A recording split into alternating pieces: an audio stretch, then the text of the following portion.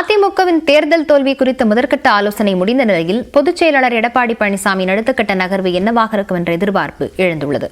ஒன்றிணைப்பு பேச்சுகள் வீரியமடையுமா அல்லது செயல்படாத நிர்வாகிகள் நீக்கப்படுவார்களா என்ற கேள்வி எழுந்துள்ளது. நாடாளுமன்ற தேர்தலில் 40 தொகுதிகளிலும் தோல்வியடைந்த அதிமுக 7 இடங்களில் டெபாசிட் இழந்தது. இந்த தோல்விக்கான காரணம் குறித்து முதற்கட்டமாக 8 நாட்களில் 23 தொகுதிகளின் நிர்வாகிகளை சந்தித்து கட்சியின் பொதுச் செயலாளர் எடப்பாடி பழனிசாமி ஆலோசனை நடத்தினார். அப்போது பெரிய கூட்டணி இல்லை என்பதையே பலரும் பிரதானமாக முன்வைத்ததாக கூறப்படுகிறது. ஆனால் கூட்டணி பற்றி கவலைப்பட வேண்டாம் என கூறிய எடப்பாடி பழனிசாமி பெண்கள் இளைஞர்களுக்கு அதிக வாய்ப்பு வழங்க வேண்டும் எனவும் சட்டப்பேரவை தேர்தலுக்கான பணிகளை இப்போதே தொடங்க வேண்டும் எனவும் அறிவுறுத்தினார். இதனிடையே பிரிந்து சென்ற ஓ பன்னீர்செல்வம், சசிகலா உள்ளிட்டோரை அதிமுகவில் இணைப்பது குறித்து கட்சியின் மூத்த தலைவர்கள் எடப்பாடி பழனிசாமியிடம் ஆலோசனை நடத்தியதாக கூறப்பட்ட நிலையில் சில மாவட்ட நிர்வாகிகளும் அதை வலியுறுத்தியதாக தகவல் வெளியானது. அனைவரும் இணைவதுதான் வெற்றிக்கு வழிவகுக்கும் என மூத்த பத்திரிகையாளர்களும் கூறுகின்றனர்.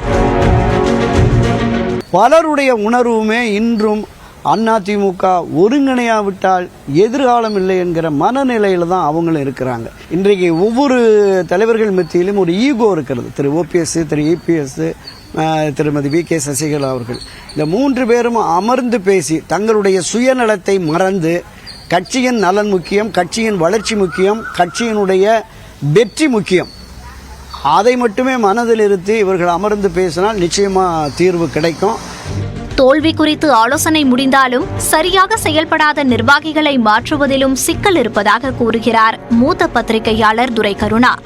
இந்த ஒரு கிட்டத்தட்ட 82 மாவட்ட செயலாளர்களில் ஒரு 30 மாவட்ட செயலாளருடைய செயல்பாடு முற்றும் முழுவதுமாக கட்சி விரோதமாக இருக்கிறது, அவர்களை வெளியேற்றணும் அப்படிங்கிற மாதிரி பேசிய பொழுது திரு சி.வி. சண்முகம் அப்படியெல்லாம் தன்னிச்சையாக ஒரு முடிவை நீங்கள் எடுக்க முடியாது, இவர்கள் எல்லோரும் உங்களை பொதுச் செயலாளர் ஆக்குவதற்காக பாடுபட்டவர்கள், பொதுக்குழு உறுப்பினர்கள் அழைச்சிட்டு உங்களை பொதுச் செயலாளர் ஆக்கியிருக்கிறாங்க, மீண்டும் பொதுக்குழுவை கூட்டு பொதுக்குழுவில் இவர்களை நீக்குவதற்கான காரண காரியத்தை வெளிப்படுத்தி பொதுக்குழு ஒப்புதலோடு தான் நீங்கள் நீக்க வேண்டும் அப்படிங்கிற கருத்தை திரு சி.வி. சண்முகம் தெரிவித்ததாகவும், அதற்கு திரு எடப்பாடி பழனிசாமி அப்படின்னா என் மேலே உங்களுக்கு நம்பிக்கை இல்லை என்று கேட்டபோது திரு சி.வி. சண்முகம் ஆமாம் சார், நம்பிக்கை இல்லை, நீங்கள் பொதுக்குழுவை கூட்டி தான் விவாதிக்கணும் அப்படின்னு சொல்லியிருக்கிறாருங்கிற.